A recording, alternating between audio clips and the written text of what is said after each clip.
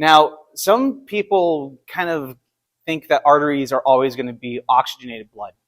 But in truth, the way that we describe arteries versus veins is that an artery is anything that brings blood away from the heart, regardless of whether or not it's oxygenated or deoxygenated.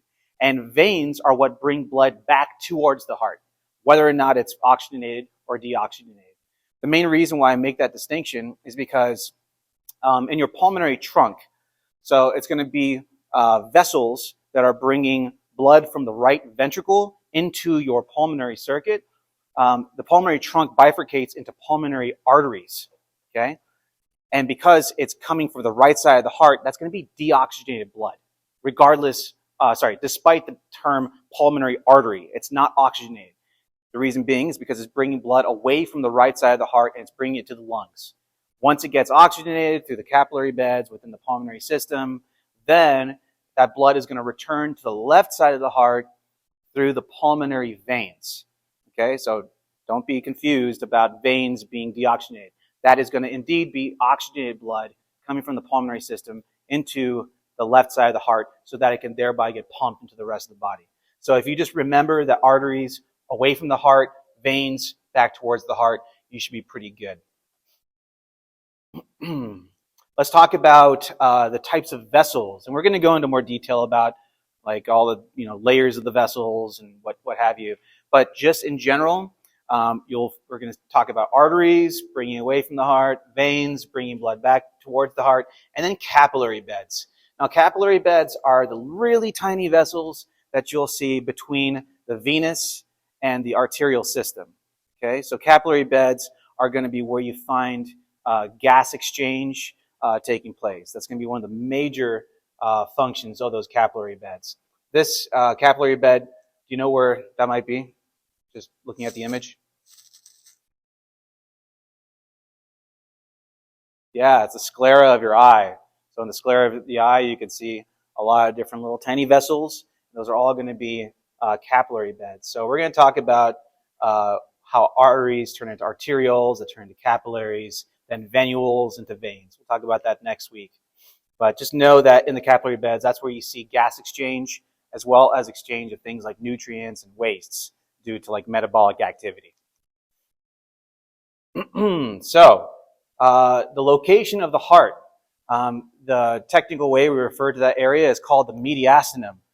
Some people pronounce it as mediastinum. Quite frankly, that really irks me. I like mediastinum, but it's like potatoes. Either work. So the mediastinum is going to be the region that you find between the lungs. It's going to involve both the heart as well as some of the major vessels of the heart. Okay, so the aorta, the vena cava, all those different vessels, that's all going to be found within the mediastinum.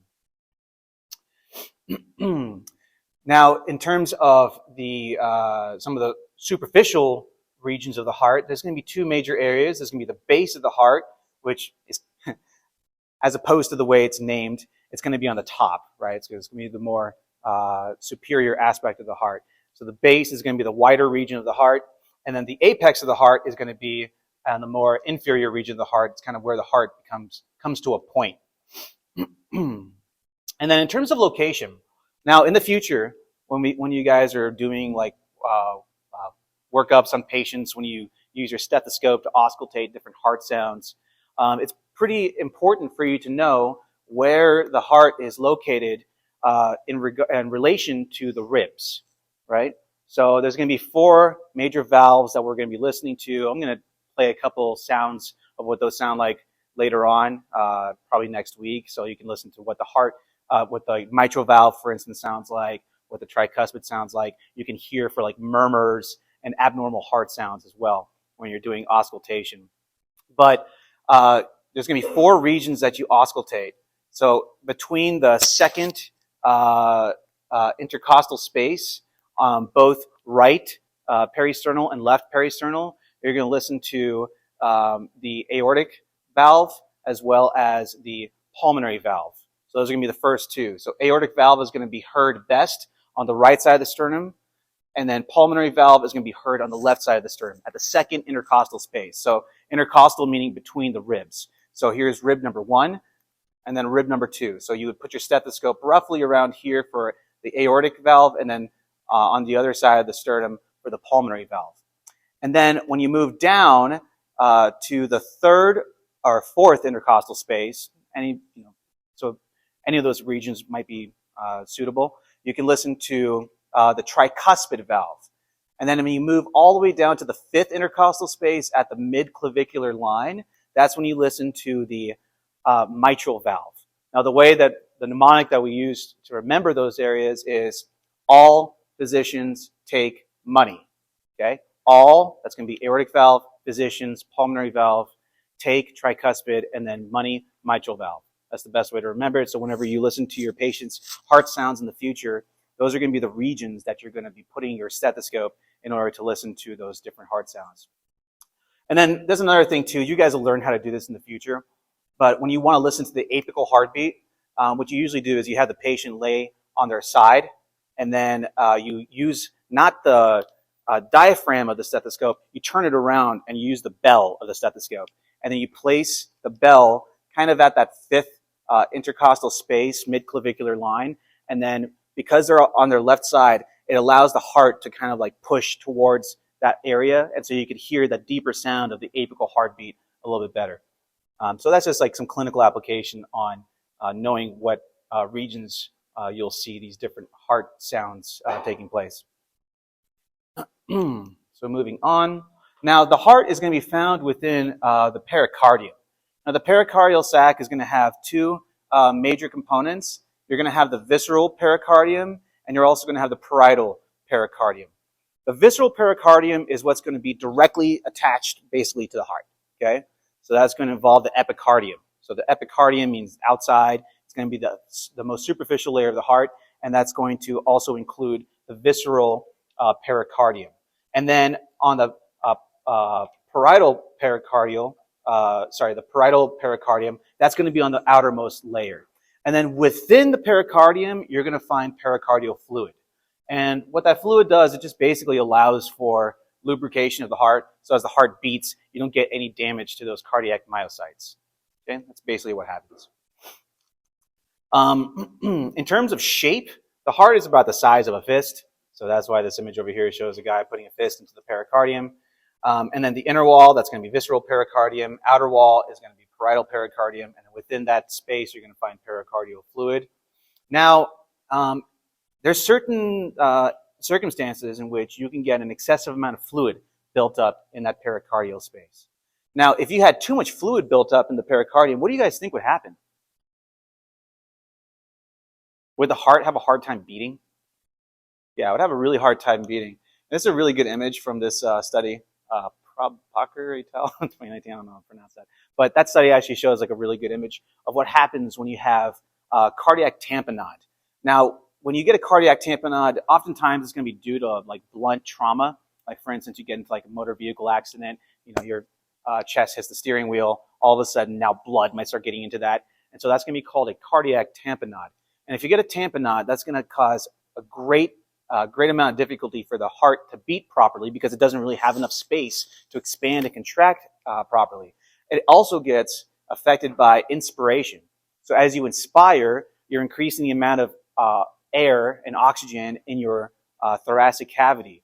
When you increase that space, you're decreasing the amount of space that's going to be left for the heart, right? So cardiac tamponade during inspiration is especially going to be problematic. As I mentioned, that's going to be mostly due to things like blunt trauma. And then what do you guys think the treatment for that is?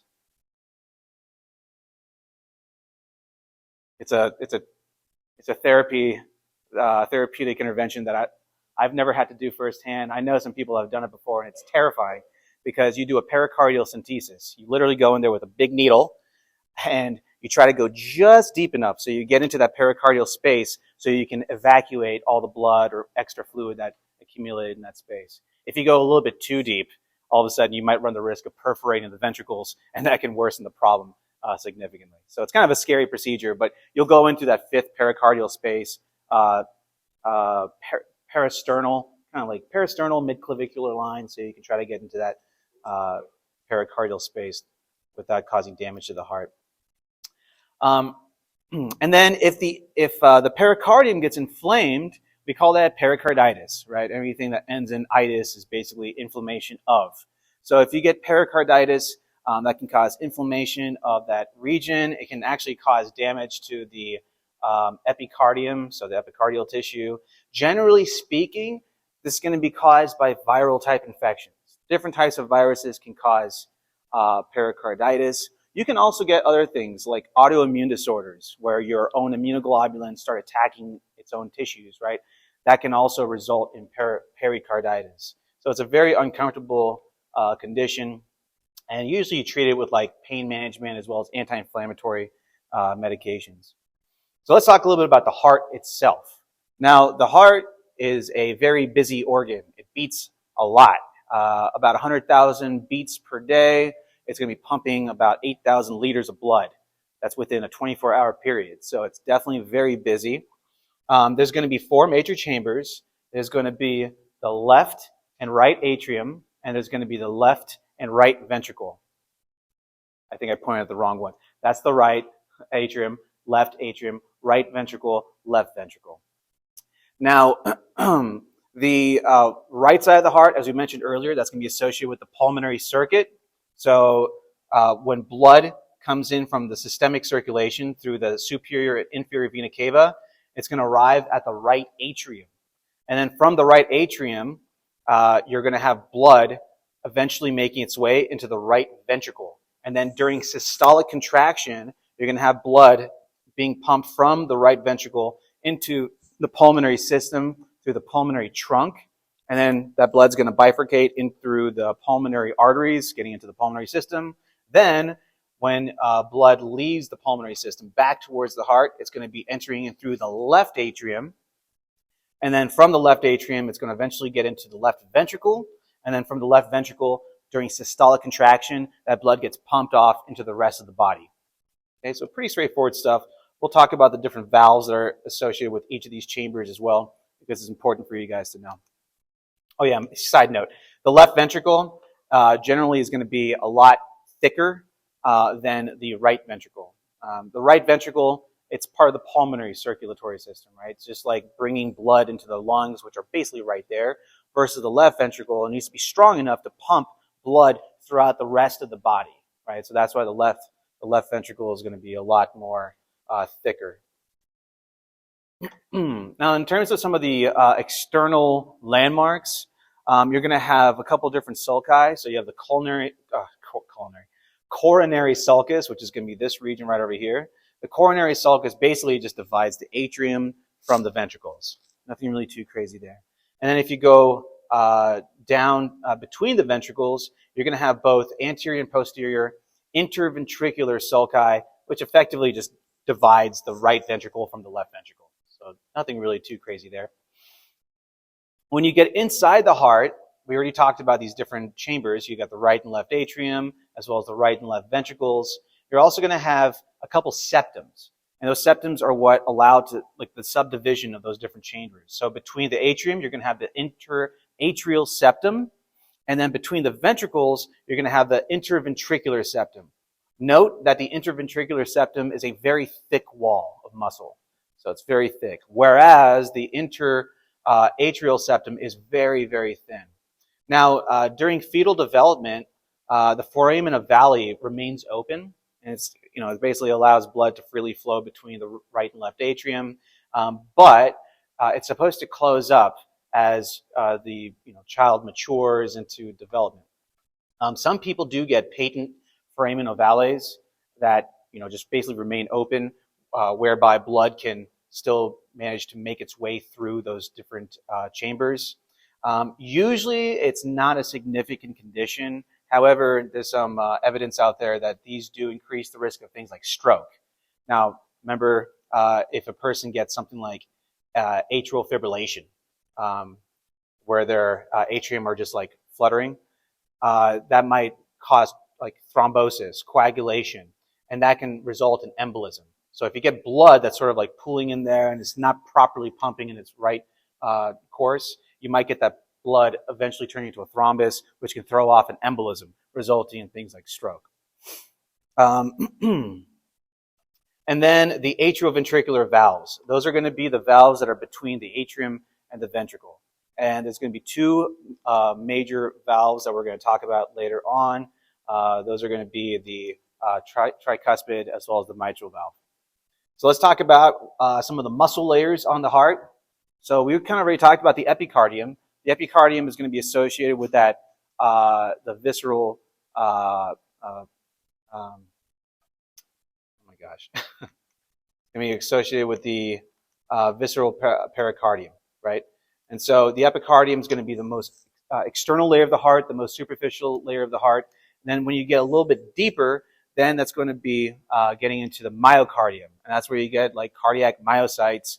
It's basically where you see the muscle walls of the heart. That's where you're going to see a lot of blood vessels as well as like nervous tissue within the actual heart itself. And then when you get on the most inner layer of the heart, that's going to be the endocardium. And that's where you're going to find things like all the heart valves, for example. Now, in terms of some of the major vessels of the heart, let's start from the deoxygenated side, the vessels that are bringing blood to the heart. So there's going to be two major ones. It's going to be the superior and the inferior vena cava. The superior vena cava is going to be bringing blood from upper extremities as well as head. And then inferior vena cava is going to be bringing blood from lower extremities, trunk, etc. And then the aorta is going to be on the oxygenated side, coming off of the left ventricle, and that's going to be carrying oxygenated blood throughout the rest of the circulatory system. And we'll talk about the aorta in greater detail later, including some of the vessels that come off of the aorta. And then the pulmonary trunk. So the pulmonary trunk, going back to the right side of the heart, that's going to be the vessels that bring deoxygenated blood into the pulmonary circuit, into the pulmonary system. The pulmonary trunk is going to split into both right and left pulmonary arteries. Remember, arteries bringing blood away from the heart. That's going to be deoxygenated blood. Now, the pulmonary vein is going to be oxygenated blood. Definitely make sure you guys know the difference between the two. Make sure that if you hear pulmonary artery, you're thinking deoxygenated. Okay? That's the only artery in the body that's going to be deoxygenated blood. Pulmonary vein, you're thinking oxygenated. It's going to be the only vein in the body that carries oxygenated blood. So just make sure you guys know the difference between those two. Now, in terms of the vessels that supply oxygen to the heart itself, those are going to be referred to as coronary vessels. Okay? And you're going to have a few different coronary vessels that are important. You have, for instance, the left coronary artery. You're going to have the right coronary artery on the right side. You have the posterior branches as well. Now, in terms of the most important, well, they're all pretty important, but the one that can definitely kill you if it becomes occluded during a myocardial infarction is going to be the left coronary artery. The left coronary artery is going to be associated with both the interventricular septum as well as the left ventricle. Now, if you get a left coronary artery occlusion resulting in an MI, if you wipe out the left side of your heart, now you're unable to deliver blood to your circulatory, to your peripheral circulatory system, right? So that's a very serious condition. So, in other words, very serious. If you get an MI in your left coronary artery, we call that the widowmaker. So, I have a fun term for that. It's kind of dark. But if you do reperfusion, if you try to like take the patient to like the cath lab to get reperfused, we can do a coronary angiogram. And with that coronary angiogram, you're able to actually visualize exactly the spot in the coronary arteries that are occluded. And so you can either try to put a stent in there, or you might have to do like a coronary artery bypass, right? So like a cabbage, for instance. We'll talk about that later on. So the coronary arteries are going to be extremely important because you need to deliver a lot of oxygen to the heart. The heart, like I said earlier, is a very busy muscle. It's constantly beating. It needs a lot of oxygen, so it's got a lot of demand. So in other words, those coronary arteries are going to play a pivotal role in maintaining the integrity of the heart. As soon as you get an MI, like it's, as you spend more time to try to treat that, you get more death and necrosis of those cardiac myocytes, and those do not come back. So that's one of the reasons why heart attacks are so serious, why you really need to try to treat that patient as soon as possible. Now, the coronary arteries are going to be coming off of the aorta. So remember, the aorta is going to be associated with the peripheral circulatory system, right? It's going to be systemic circulation. So the very first branch of vessels that come off of the aorta are going to be your coronary arteries. And those are immediately going to perfuse the cardiac myocytes. And then as those vessels turn into capillary beds and then turn into veins so that you get deoxygenated blood draining back into the heart, those are going to be getting dumped through the coronary sinus. And you have all these different coronary veins that are going to be associated with bringing deoxygenated blood back into the right atrium. You got the great cardiac vein, posterior cardiac vein. You don't need to commit those to memory. Just know that coronary arteries bring oxygenated blood, and then you have coronary veins as well that dump into the coronary sinus. Now let's talk about some pathologies that can take place in coronary vessels as well as other vessels in general. Now the way that we refer to that is arteriosclerosis. Arteriosclerosis basically is just a way for us to describe basically hardening of the arterial walls. And then atherosclerosis is going to be a little bit different. It's going to be associated specifically with macrophages. And if you have a patient that has a poor diet, maybe they have poor exercise, basically like poor lifestyle choices, over time, like lipids can start accumulating in what we call foam cells. When macrophages start gobbling up too many lipids, they become foam cells. Those foam cells begin to accumulate within the arteries, and those are what we refer to as atherosclerotic plaques. Atherosclerosis is going to be the major risk factor for both coronary artery disease as well as cerebral vascular disease. Coronary artery disease you can refer to as CAD, and then CVD will be cerebral vascular disease. So in other words, major risk factors for both heart attack as well as for stroke. Let's think about, I already mentioned poor lifestyle choices as being some of the risk factors. What are some other risk factors for atherosclerosis?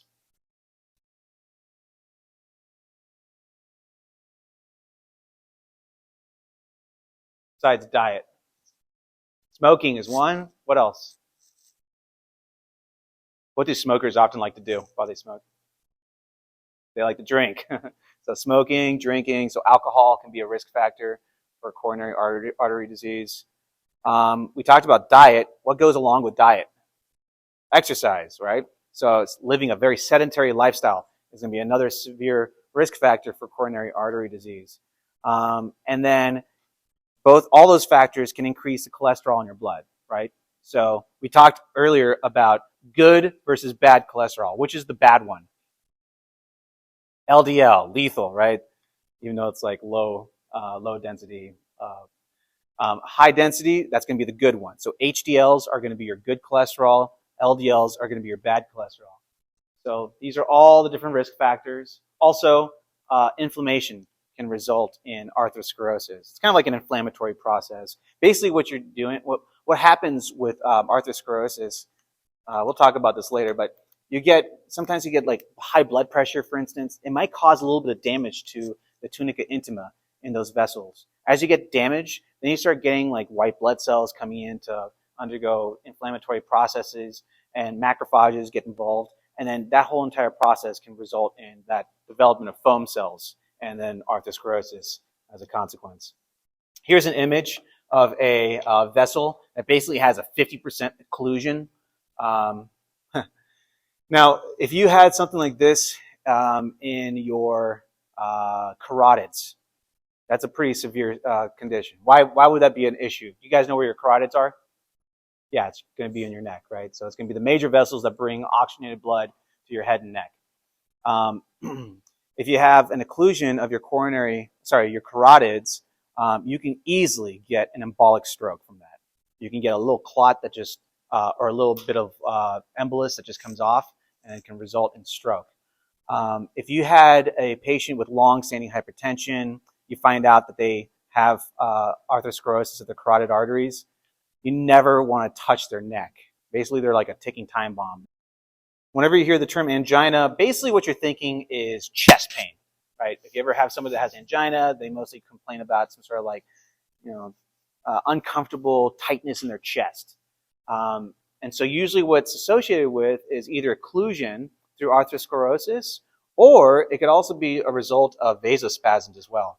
If it's associated with vasospasms, we refer to that as Prince-Metal's angina. Okay? Generally speaking, patients with angina, you can treat the pain. You just do like a sublingual nitroprusside tablet. Right? So it's basically nitrous oxide. What it does, it gets down through the central vein, gets into the heart, and allows for dilation of those coronary vessels, which relieves the pain because now you can deliver oxygen to the heart. And by the way, what do you guys? I don't know if you guys talked about this in first semester, but what causes pain in muscles? Huh? Yeah, lactic acid buildup. So lactic acidosis is going to be associated with a buildup of lactic acid during anaerobic respiration, right? So when you undergo glycolysis, right, you're breaking the glucose molecule down to pyruvate. If you are in an anaerobic condition, then you're going to undergo fermentation, and then you're going to be developing ATP, and then the byproduct is going to be lactic acid. And so if you're not delivering oxygen, you're in an anaerobic condition, and then you get a buildup of lactic acidosis, and that's what basically causes chest pain when a patient has myocardial infarction or angina, or if you're out at the gym working out and you get pain in your muscles, that's from a buildup of lactic acid. Myocardial infarction is going to be the more severe aspect of this whole process. That's when you get a full-on occlusion, and that results in eventual and rapid necrosis of cardiac myocytes. Now, let's close off with this part over here. So this is your coronary angiogram. So you're literally putting a catheter up the femoral vein, and then you're finding where the coronary arteries are coming off. Sorry, femoral artery, and then you're injecting dyes so that you can actually visualize the circulation in your coronary arteries. So like right here, for instance, that's going to be the site of the actual infarct. And so you can try to put in a stent in that region so that you can try to allow for blood flow to come through. There's other things that you can do as well when you have a patient with an MI. You definitely want to control the pain because it's very painful, right? You have ischemia taking place, so you do want to give the patient painkillers, morphine. You definitely want to try to perfuse them with oxygen so you can give them supplemental oxygen. Nitroglycerin. So nitroglycerin is what allows for dilation of vessels, and then aspirin as well. Aspirin is going to be a blood thinner, right? We talked about that last week with the clotting cascade. So aspirin is a COX inhibitor, so it's basically going to prevent thromboxane from forming. And then percutaneous coronary interventions. Let's watch a little video of what that looks like. It's kind of... Actually, no, that's not the one I want to show you. I want to show you the other one.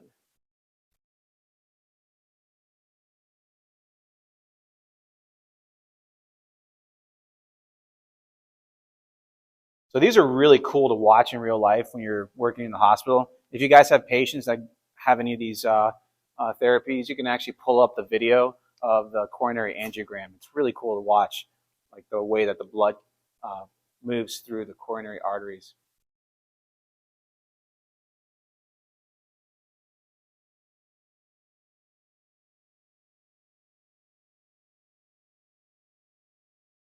The stent placement over here. And the stent basically is just going to balloon out, so it allows for blood to actually go through those coronary arteries.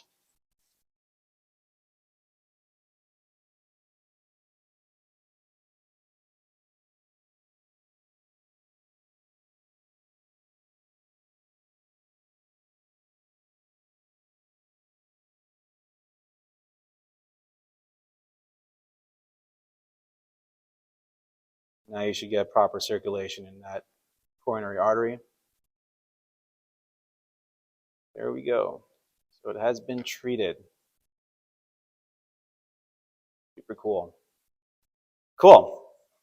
If that doesn't work, if you can't place a stent in, then you're going to have to do a coronary artery bypass. Right? So we call that CABG, right? Coronary artery bypass graft. Usually what you do is you can either take a couple of vessels. You can take like the greater saphenous vein, which is in the leg. You can take that vein and you can try to bypass that occluded area. You can take vessels from other areas too, so like the internal thoracic veins you can also use. Some people have even used like radial arteries, like one of our cadavers in the cadaver lab here had a cabbage done using their radial artery. So you can use all sorts of different vessels depending on the circumstance. Let's see what that looks like. Oh, actually, you know what? That's a 10-minute long video. I'm gonna skip that for now. You guys can watch that on your own time if you feel so inclined to do so.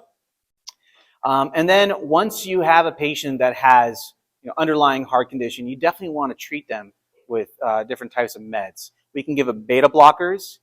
Beta blockers will basically help reduce contractility, reduce demand in the heart, so you don't have as much oxygen demand. You can also use ACE inhibitors. Now, we're not going to talk about this in too much detail for this module. We'll talk about this later on. But what ACE inhibitors basically do is part of like the renin-angiotensin system. And so if you block ACE inhibitors, you're basically blocking angiotensin. Angiotensin, think about it like being tense, right? So angiotensin, your vessels are getting a little bit more tenser, resulting in increased blood pressure. If you block the angiotensin converting enzyme, that's what ACE stands for. If you block angiotensin converting enzyme, then you're not going to get angiotensin 1 turning into angiotensin 2, and so you're going to be able to control their blood pressure using those types of drugs. So those are a couple things that to keep in mind about MIs.